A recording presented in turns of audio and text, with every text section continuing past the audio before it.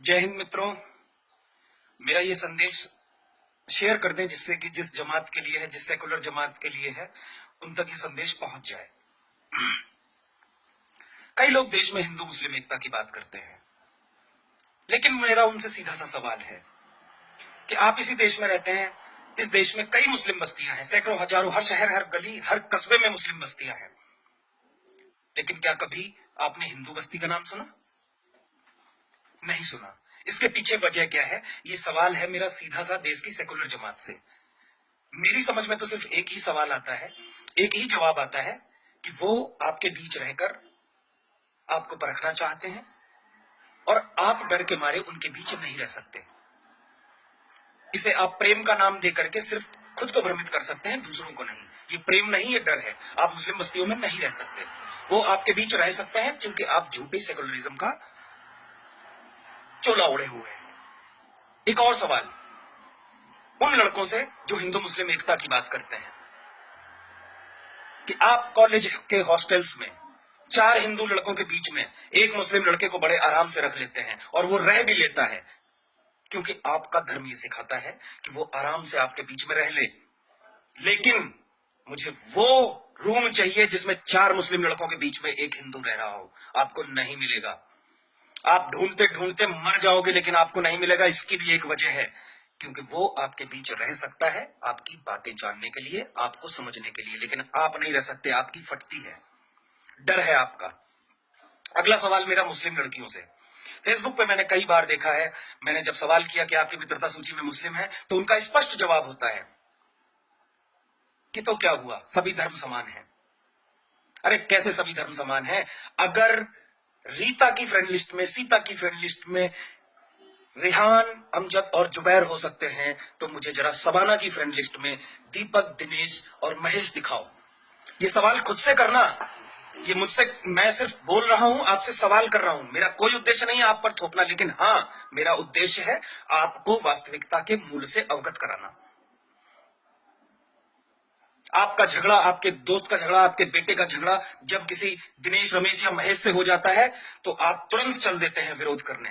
लेकिन वही झगड़ा जब जुबैर, अमजद और अहमद से हो जाता है तो आपके मन में एक भय क्यों उत्पन्न हो जाता है?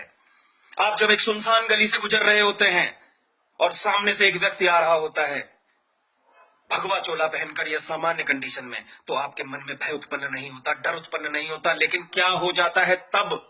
जरा अपनी आत्मा से पूछिए, जब आप एक सुनसान गली से गुजर रहे हो और सामने से 4 टोपीदार, जालीदार टोपी वाले दिख जाते हैं। ये सवाल खुद से करना पड़ेगा आपको। ये सवाल मेरे नहीं है, ये सवाल आज के वक्त के हैं।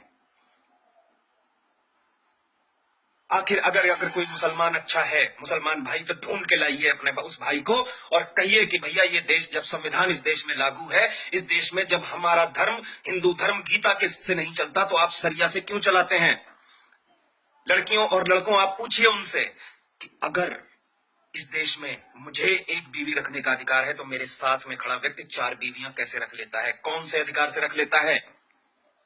क्या आपके मन में कभी यह सवाल नहीं उठता? अगर ये उठता है तो आपको स्वयं से पूछना चाहिए कि आप किस देश में जी रहे हैं। एक तरफ आप, मर्दों से मेरा सवाल है कि आपका तलाक हो जाता है तो आपको सालों कोर्ट के चक्कर लगाने पड़ते हैं, लेकिन वहां तो तलाक तलाक तलाक बोल के काम खत्म कर दिया जाता है। कौन से कानून के हिसाब से?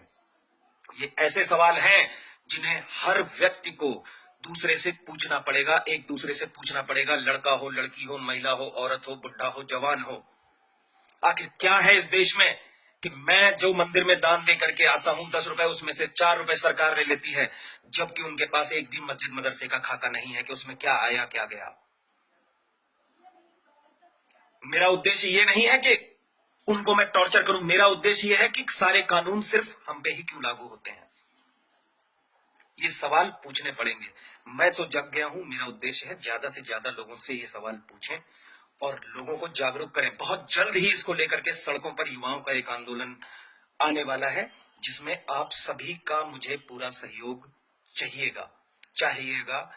मैं मांगूंगा, आपसे हाथ फैला के मांगूंगा, आपको बातें समझा के मांगूंगा, आपसे निवेदन करके मांगूंगा, आपसे जानकारी दे करके मांगूंगा। लेकिन मित्रों, मुद्दा यहाँ पे धर्म का नहीं, मुद्दा है कि आखिर हमें बेवजह क्यों दबाया जाता है। फिर आऊंगा इन्हीं सवालों के साथ। आज के लिए जय हिंद, जय हिंद, जय हिंद।